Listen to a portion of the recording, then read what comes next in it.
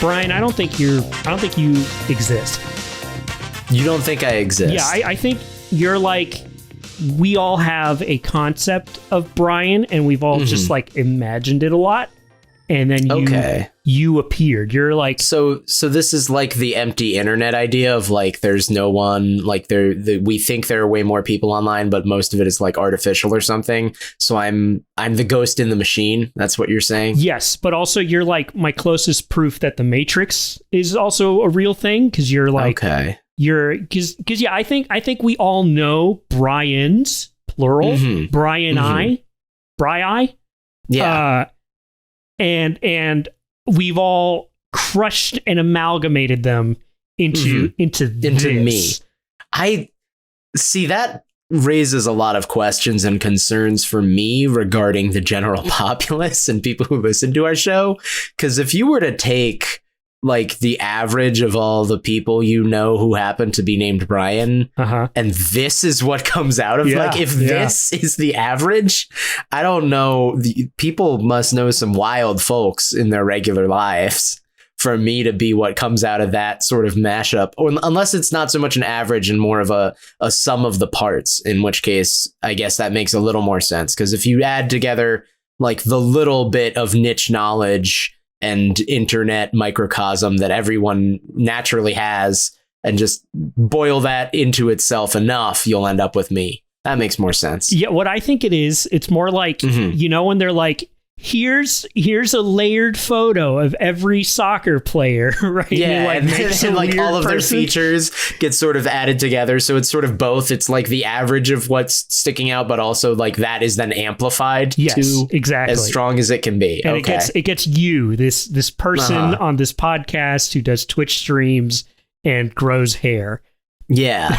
To use another metaphor that some other fans might get, it's sort of like if you use like the like create random face button on Dark Souls, and like you start off with a face and then you just hit that a bunch of times, and like whatever face you started with, it takes like a couple of elements of that and just goes as hard as it can on those, and you end up with some godforsaken abomination that is still, you can still recognize a little bit where it started, but boy has it gone a long way. And that's me. And that's me, listeners. I'm the face you get. I'm the face that haunts you in Souls games. I bet no one knows that if you hit the random character button 99 times on Dark Souls or any game, you get Brian on the 99th time. You do eventually. It's sort of like the whole, you know, monkeys with typewriters writing Hamlet eventually. Like if you hit that random button, eventually you just end up with like a photorealistic PNG of me, sort of slapped onto the facial structure of your character. It's really a problem that they've been working on for years. And quite frankly, I'm upset about it because they're stealing my likeness and I'm not being paid for that. But it's a bug that every video game has to deal with, is the image of Brian eventually self-populates into the game. They don't know why, and some games they have to leave it in because if they remove it, the game doesn't work anymore. Yeah, you know, one of those where it's like there's a watermelon behind, there's a render of a watermelon behind a wall, and it's only there because if they take it out, the game doesn't work anymore. That's like something stops working. That is Brian's image in that's me. All video games, as far back as they go. The interesting thing is that it is even games that were created before I was born, and they didn't really know what was going on with that for a long time. And then I assume eventually a lot of video game designers are going to see pictures of me. You know, when TWOS Talks blows up, and all the video game designers in the world are listening to it on the regular as they're programming their games, they'll wonder, you know, who is this guy? And then they'll look me up and they'll be like, oh my God, it's him. It's the one. Two things. Only two things. One, early cave paint drawings. They found you. It's like a buffalo, the herd, and then Brian. It's so confusing. How'd you get there? Number two. The actual one. You ever seen those pictures of flyers where it says, "Have you ever dreamt of this man?" Yeah, that's immediately where my mind went of like, everyone says that they've seen this man in their dreams. If you've seen this man, contact this number. Do not attempt to interact with this man in your dreams. Which, by the way, also good advice regarding me in my face. If you start seeing, avatars or images of me appearing before you, like, I recommend not interacting, because I can't promise how that interaction is going to end up going. God, I really hope someone fucking deepfakes the internet with that conspiracy of my face appearing early on at some point. Like, I know with the Game Grumps, they did that when Dan told the story of like when he went to like some caves in Israel when he was a kid. And he just he just made up the story to his parents because he was 3 years old. 3-year-olds like lie and make shit up all the time. And he's I made those caves. And then someone went on Wikipedia and altered the article for those caves to be like, Dan Avidan dug these. That's incredible. I really want to read a Wikipedia article someday of like, among the earliest cave paintings found in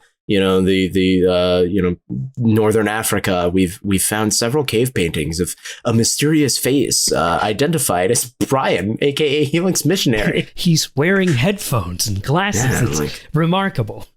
God. That's truly wonderful if that happens at some point. There was the flyer in my hometown, though. So if you see this man in your dreams, don't start a podcast with him. But I took that personally. And so I ignored those warnings, and here we are. Yeah. To my chagrin. Hello, everyone. We're two of the hosts of 2 Weeks, One Shot, and this is TWOS, a podcast inside. No, this isn't TWOS. This is TWOS Talks. Oh no, it's all falling apart. It's all unraveling. Yeah. This is TWOS Talks, a podcast, inside your ears, inside a cave painting that has been drawn there, but it corresponds to a star map up in the sky, and now you're on a spaceship, and you're making the worst survival decisions possible, all while kicking off a 1970s alien movie franchise at the same time. And for some reason, Guy Pearce is there? Why can't I remember this guy's name? What's his name? Is it Guy Pearce? I think maybe Guy Pearce. I got it right. Yeah, Guy Pearce. For some reason, Guy Pearce is there, and he's an old man. But couldn't they just get an old man? Why did it have to be Guy Pearce and old man makeup? It makes no sense, and it kind of detracts from because it could be Guy Pearce and old man makeup. Alex, I don't know why you're complaining about it. And why is he Wayland? But also, in Alien 3, Wayland comes out, and he's not an old man. He's just Wayland. Alex, I think that you're discovering something related to our topic on hand today. You're unraveling the conspiracy of Guy Pearce and Wayland in Alien movies. Oh my God. And I don't know if we dare dig any deeper, or else we're going to start hearing knocks on the door, and this episode of TWOS Talks will never see the light of day. It's true. That's true. And we're the aforementioned hosts, two of the aforementioned hosts of TWOS Talks, TWOS Casts. The line is so blurred now. I don't even know. It's got a TWOS in it somewhere, as all of our properties forever will. True. I don't think we can get away from that. Brian, introduce yourself, even though I just did. Yeah, I'm Brian. You all know me. You've seen me as a ghostly visage and a specter haunting your every subconscious moment. Do you know that Brian's also in every horror movie? Like, real quick, if you pause it just the right time, Brian's like Bigfoot image in the background. Yeah, right? I'm in a single frame of every horror film somewhere. You just got to look hard enough. Yeah. And squint your eyes. Defocus me pretty hard. It's the other problem with movie making. Brian's in every movie. And I'm Alex, and I'm real. I'm real. Yeah. Alex is just real. Alex is just normal. There's nothing to look into with Alex. So stop. Don't try. Brian. Okay. Yeah. Look, we gotta. I can't keep talking about you as a conspiracy theory. So no. Maybe we should cleanse each other's palate, which is the worst sentence I've said today. By talking about actual conspiracy theories or unsolved mysteries, I should say. There's a lot of them. There's a lot of them out there. The conspiracies, the unsolved mysteries, the deep questions of, what happened with this strange event. I saw something recently from a stand-up comic, and I absolutely can't remember which one it was, who it was. But he was doing a bit on like, you know, not being able to put up with certain people and be friends with them.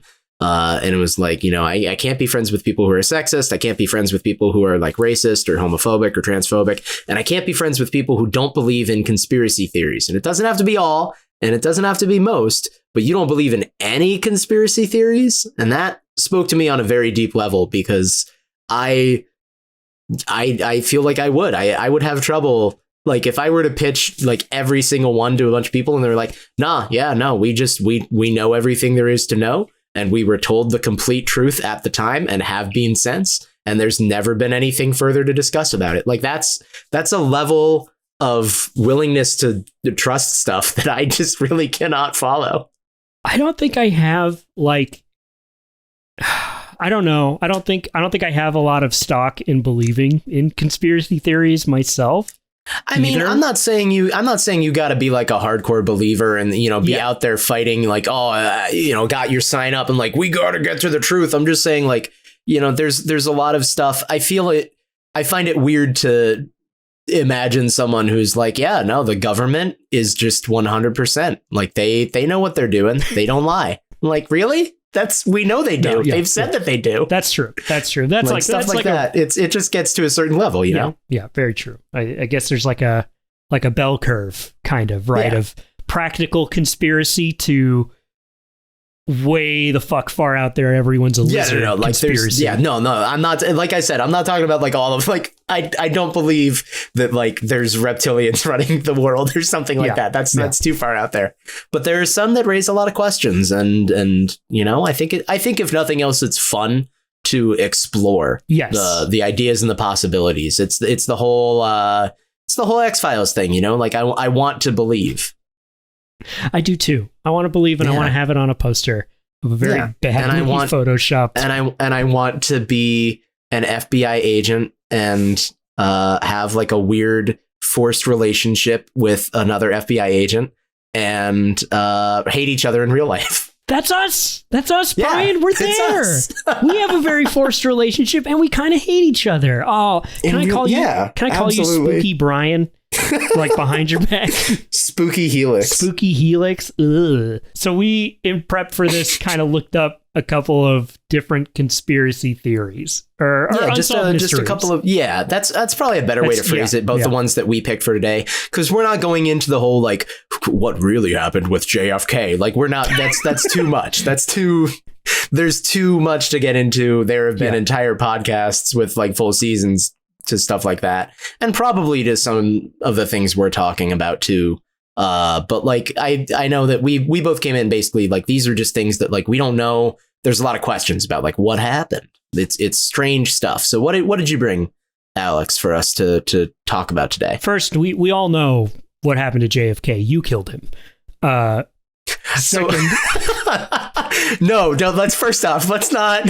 I don't want anyone to even potentially walk away being like, yeah, okay, that's the conspiracy. Helix killed my favorite thing with JFK, to continue that for just a moment, is something I saw where people were like, just step up conspiracies to the highest level possible. So my favorite take on that one is like, oh, like with JFK, like no one killed him. His head just did that. That's my favorite version of that conspiracy theory. What?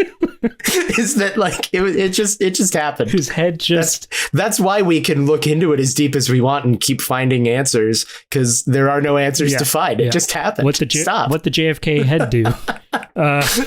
Weird. Okay. Well. Good Lord. Anyway. Okay. The mystery, the unsolved mystery that I occasionally like to go back to every once in a while, and it actually came up because I was listening to a podcast called The Lovecraft Investigations, which is a fantastic podcast, which is over now, but still very good audio drama retelling of a few Lovecraft stories in a modern sense that I really enjoy. But they bring up at some point the Somerton Man. And so to set the stage for the Somerton Man, Brian, imagine if you can, you're in Australia.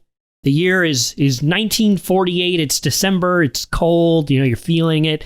Out on the beach, and you're walking early day. Is it cold in Australia in December? I thought that was their like summer months. Well, that's my other conspiracy theory, but we'll get to that. Okay. Right? Anyway, I'm on the beach. It's cold. You're on the beach. It's December 1948 exactly. Yeah. You see a man sleeping on the beach, and upon closer inspection, you discover that this man is actually dead. Okay. Right? Crazy. All right. There's already a weird dead body on the beach. You know. Not much to think of there. It is once you call the police and the attempt to identify him begins. Okay. So this case has a lot of weird stuff, and I'm by no means good at summarizing, so I'm going to tell it very disjointedly. The best mysteries, like both of ours, I think we're gonna leave a lot off the table because there's so much that you can delve into and so many things you can play around with it. So they start kind of looking at all the stuff that this guy's wearing, and they start noticing that, right, for all the clothes that he has, and they're all tailored, all the labels have been removed. Okay. He has no hat, which is unusual for 1948. He has no wallet. He's clean shaven, but he's carrying nothing to identify himself. And police initially say, okay, yeah, he committed suicide. And investigating him further, they're unable to match any of his dental records to any person known at the time, right? Mm-hmm. Later, they discover a suitcase. And there's a suitcase at an Adelaide railway station, and that also has its label removed. And it has been checked into the station cloakroom after 11 a.m. on the 30th of November, that same year. So people think that maybe this man also owned that suitcase. Now, what gets really, really weird is he has something in his pocket. Okay. So there is in his pocket a tiny rolled up paper, and I apologize, I'm going to mispronounce it, but it says Tamam Shud. Mm-hmm. And this was found in a fob pocket sewn into his trouser pocket. Right, so this is this is like a little hidden secure pocket. The little pocket in your pocket, right? Yeah, it's the one that you like stick your special, like, I don't want to lose this, right? Yes, exactly. Okay. So he's got this piece of paper, and they look at it, and public library officials are eventually able to translate the text into a phrase meaning ended or finished. Okay. And it is found in a specific text called the Rubaiyat of Omar Khayyam. So already like, okay, is there some like sort of message? Yeah, like is there a deeper? So from what I understand, right, the connection to the book, it's a very specific printed version of the book, which isn't even widely printed. Okay, right? So this is a guy who no ID. Nothing, very, very like distinctively, right? Yeah. Either he himself or someone else has gone to great lengths to remove any potential identifying information, up to and including where he got the clothes and the suitcase and things like that. And he has in his it's a like archaic, weird phrase from a book no one has. Exactly. And so and the theme of the book, or the text, I don't know if it's a book, I know it's some sort of written text, is that one should live life to the fullest and have no regrets when it ends. Mm-hmm. So that like translating that phrase and getting an idea of where it came from, all of that is what kind of helped lead the police to this theory that maybe he committed suicide by poison. Mm-hmm. But so he says, you know what? I've done it all. I did what was the name? Omar Shayat or something? It was Rubaiyat of Omar Khayyam. Yeah, so, the Rubaiyat told me to go out and live life to the fullest, and I did. So now it's time to leave a huge ass mystery behind and kill myself. That's okay. That's a good theory, isn't it? Right? So yeah, right. In the 40s, maybe, but good Lord. Yeah. Tamam Shud was the original, or I guess the Rubaiyat of Omar Khayyam was the original YOLO in the 1948. Right. Like, you know what? I did it. I did it all. I leave you with zero way to identify who I am. So essentially what happens is that subject, or the poem's subject, leads to the police theorizing to the commitment of to him committing suicide. Mm-hmm. The book itself was missing the words Tamam Shud on the last page, which had a blank reverse, right? And this is the actual book. And there's microscopic text in microscopic tests indicating that the piece of the paper was torn from a specific book, right? And in the back of that same book, there are faint indentations representing 5 lines of text in capital letters. Ooh, all right. So we're getting deeper. So we think that this specific like printed copy of this is what he took the paper from? Yes. And even going further, these indentations showing that there were capital letters written, it's then thought that maybe this is the key to decoding these phrases or something within this book that'll reveal a message related to this guy. If you get a little further into it, right, the theory kind of goes around that maybe this is something related to spycraft, right? That was my first thought, right? Because it's the 40s, so it's the late 40s. We're just out of World War II. We're in like the early stages of the Cold War starting up and everything. And this is a guy who's just, like zero identifying marks, right? Like my first thought goes to, if you're not doing that yourself for whatever reason, or even if you are, like, what are the reasons you would really want someone to not be able to identify a body? And it's if they don't want you to know who it was, right? They don't want you to know like where this person came from. And, potentially that leads to like, we don't want to know who they were working for. We don't want to know what they were doing there, things like that. So that definitely sounds interesting. Yeah. That leads into a lot of thought. And this case like garnered a lot of interest, right? Both all the way throughout all of Australia, right? This mysterious man with all identifying features removed, a mysterious code word or phrase found in a sewn-in pocket, right, leading back to some other text that is in a different language that possibly having to do with decoding. And so Australian authorities, the South Australian police, then circulates the photograph of the man and the details of his fingerprints, all of which, and they do this to internationally, right? Mm-hmm. All of this generated interest at no point yields any positive identification of the man. Wow. For example, I'm reading this directly from the wiki. For example, in the United States, the FBI was unable to match the dead man's fingerprint with prints taken from the files of domestic criminals. Scotland Yard was also asked to assist with the case, but could not offer any insight whatsoever. Huh. Right. So now he is buried at the. There's a simple burial site called the Burial Site of the Unknown Man at the West Terrace Cemetery in Adelaide, and the epitaph reads, "Here lies the unknown man who was found at Somerton Beach, 1st December 1948." Interesting. Yeah, that's wild. So there's a lot of spy theories. There is something called the H.C. Reynolds theory, which is new to me. So in 2011, Adelaide woman contacted biological anthropologist Maciej Hennenberg, apologies if I mispronounced that first name, about an identification card of an H.C. Reynolds that she found in her father's possession.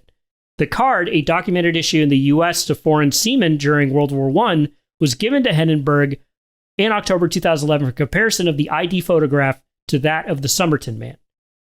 While Hennenberg found anatomical similarities in features such as the nose, lips, and eyes, he believed they were not as reliable as the close similarity of the ear. The ear shapes shared by both men were a very good match, quote unquote. Although Hennenberg also found what he called a quote unquote unique identifier, which is a mole on the cheek that was the same shape and in the same position in both photographs. So there's a theory that this guy might have been H.C. Reynolds. Okay.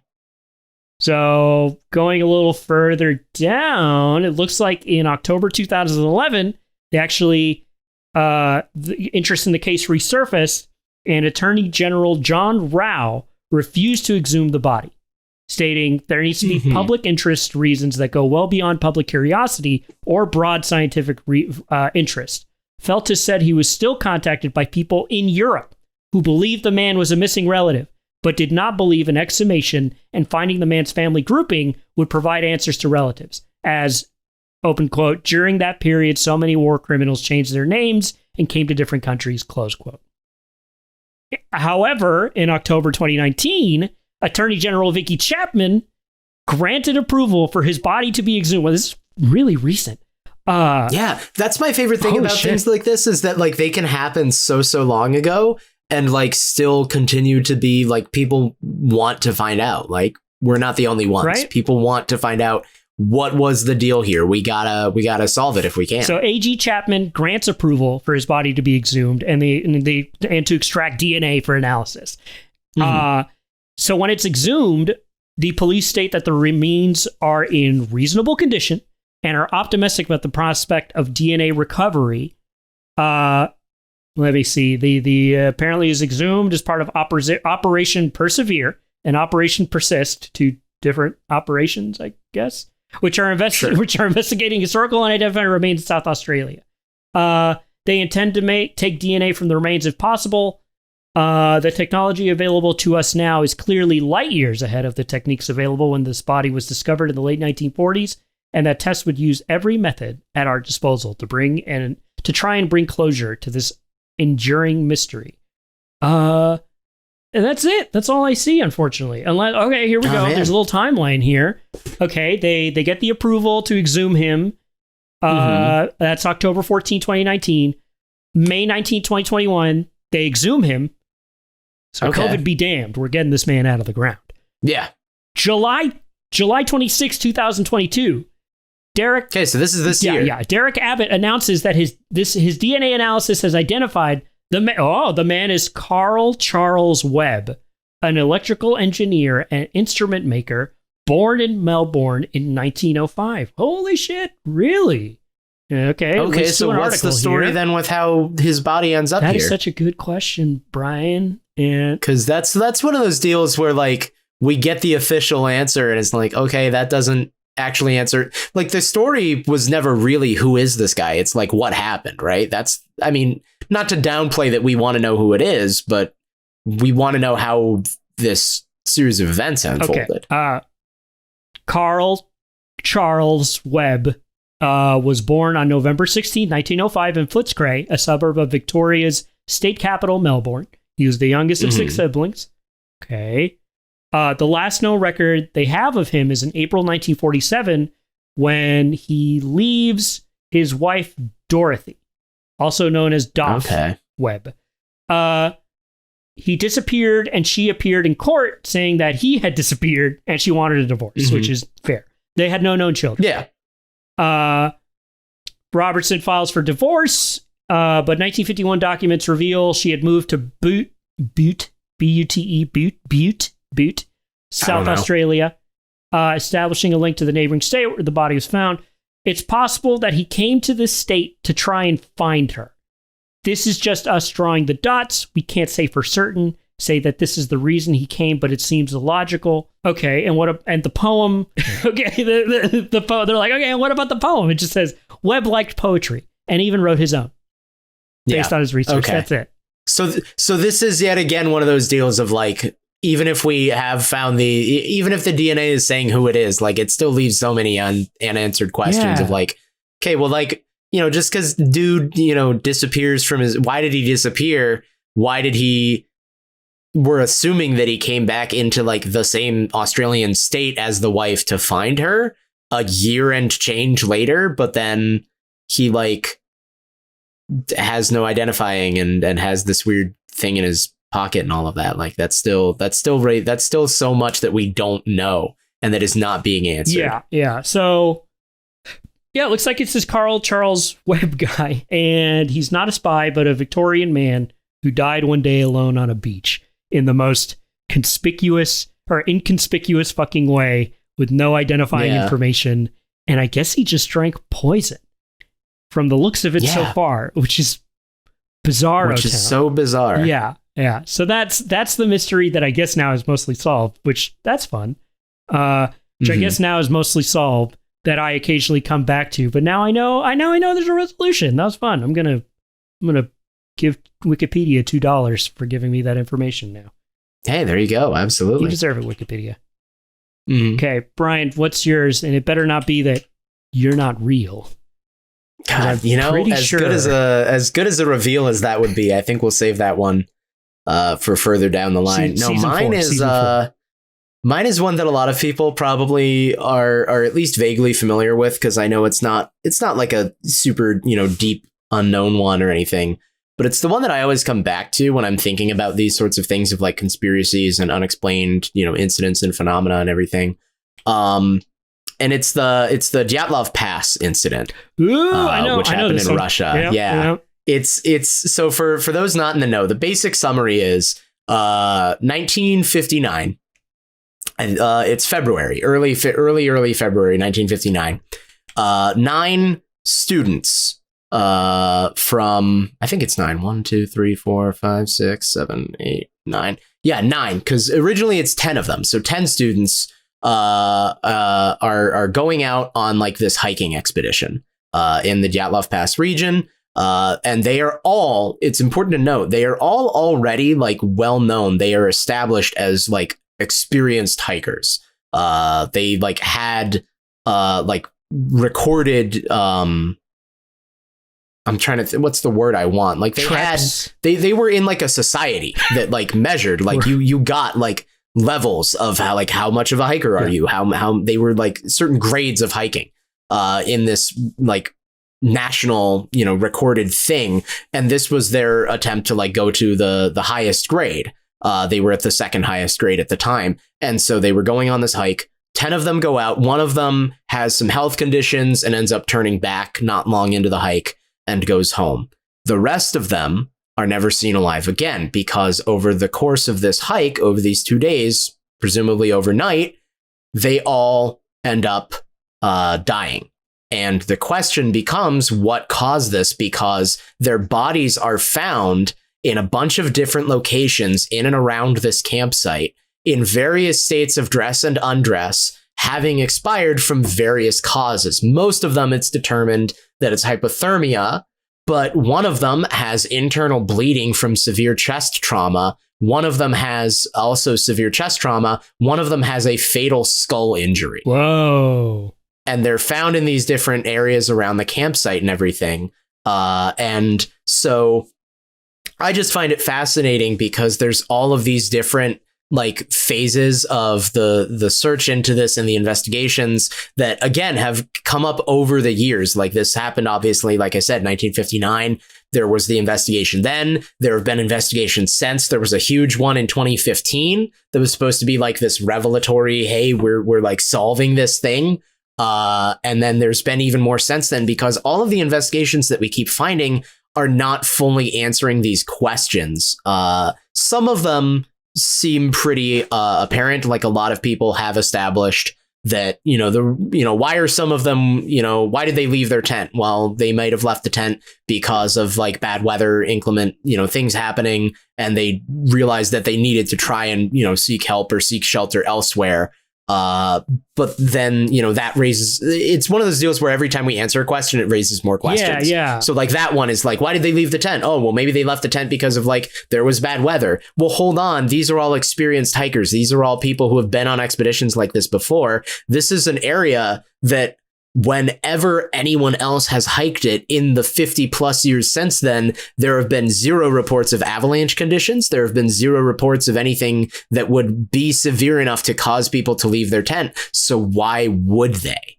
I'm curious if there's like weather data during the period they've gone. Done their best to try and find any sort of like weather data and things like this. It's been a little bit since I did like I almost always end up doing like an annual deep dive on this thing, because it just something sparks it and I come back to it and I'm like, oh yeah, let's like, read everything there is to read about this again.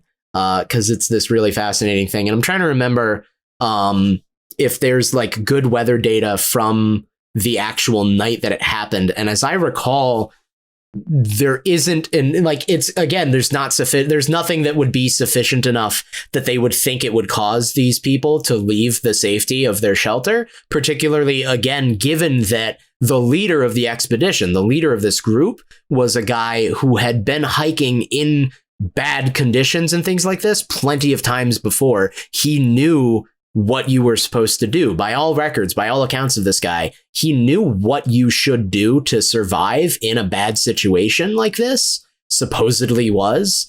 And it doesn't make sense that he would have made these decisions that would have led to the situation that they were in. Because we know, like, again, some of the things make sense in terms of, like, some of them, you know, oh, they're in like states of undress. Why is that? Well, we know hypothermia causes like paradoxical undressing. You feel like your body is getting frostbitten, but you feel like you're extremely hot and burning up. So you like start stripping clothes off to try and get like cooler and more comfortable, even though that is actively killing you. Like, that's a thing that we know happens when you're suffering from severe hypothermia. So that's one that's sort of explained. But then, like, why are some of them doing that and some of them not? Why are some of them stripping the specific parts of clothing that they are? Why are they getting separated from each other or huddling up together? Why are some of them, I know, like, some of them were found together in such a way that it feels like the rest of the group like abandoned them, and that doesn't make sense for this group of people to have done. And then, of course, you know, also there's the whole situation of, like, even if we're blaming this all on, you know, oh, there's like an avalanche, which we have no reason to believe happened, or, oh, well, it was a sudden big snowstorm and bad weather conditions, which we have no reason to believe that they would have left because of that.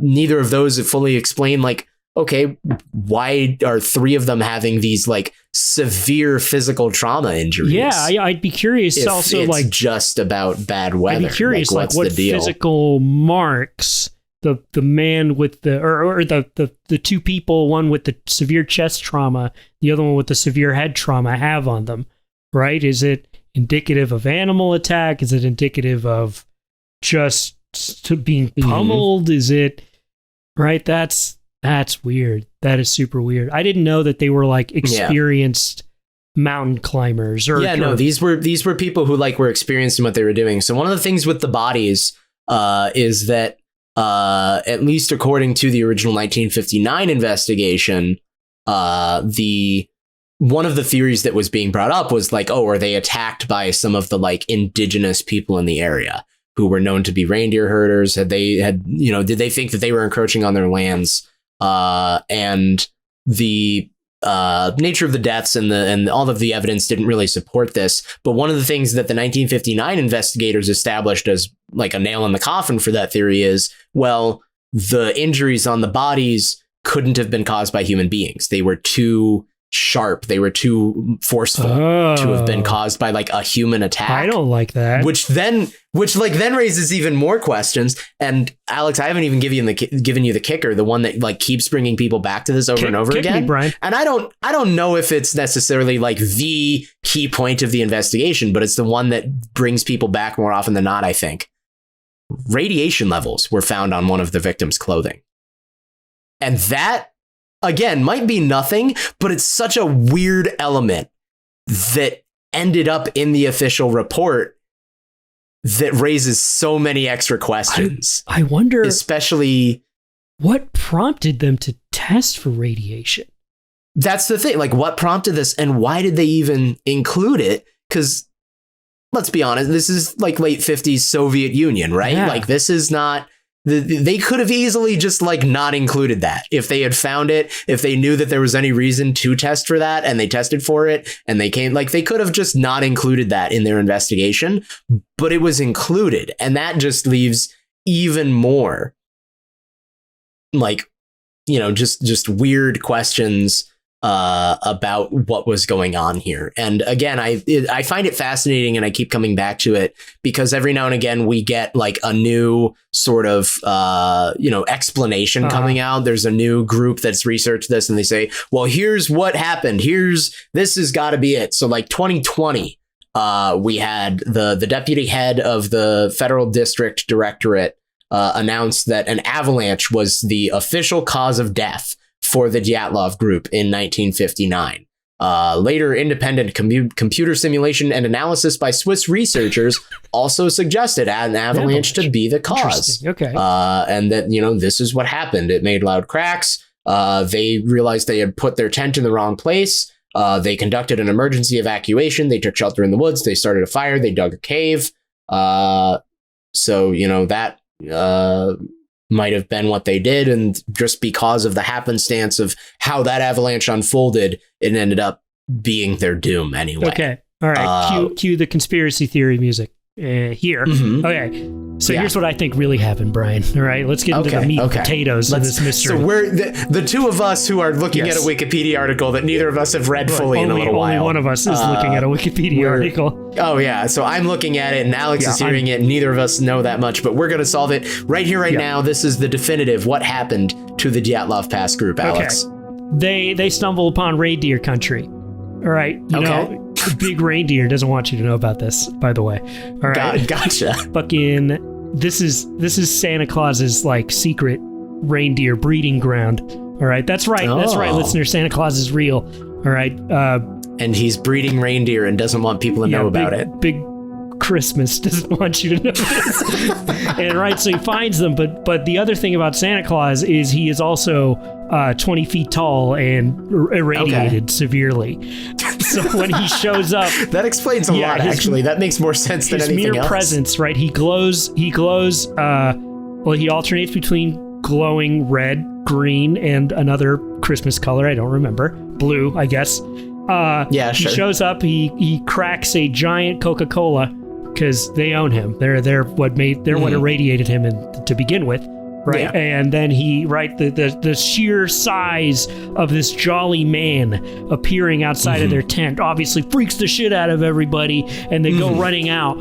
One man is not lucky enough, and Santa finds him and checks his list twice very quickly and notices that he is on the naughty list, and so he crushes his chest in. The other man witnesses this, and that puts him on the naughty list, and so he breaks his skull. It's a really vicious cycle being on the naughty list with 20-foot irradiated Santa. That's why they tell you that he's not real, because the more you believe in him, the more likely he is to show up at your home. The stronger he becomes. Yes, the stronger he becomes. Okay, and here's the crazy thing, Brian. Right? They got a picture. Okay. Right? It looks like... Oh, but the picture was all blurry because of the radiation effect? But it's 2022. We probably have the technology, and you know what I bet's going to happen when they unblur it, Brian? It's going to be me. You, Brian. It's going to be my face. I always knew it. Alex, we gotta talk. We gotta end the show now. You can't keep talking. Legally, I need you to stop talking. I hear them. They're on the roof, Brian. Yeah. Do the outro real quick, Alex. If you do it well enough, I'll call him off.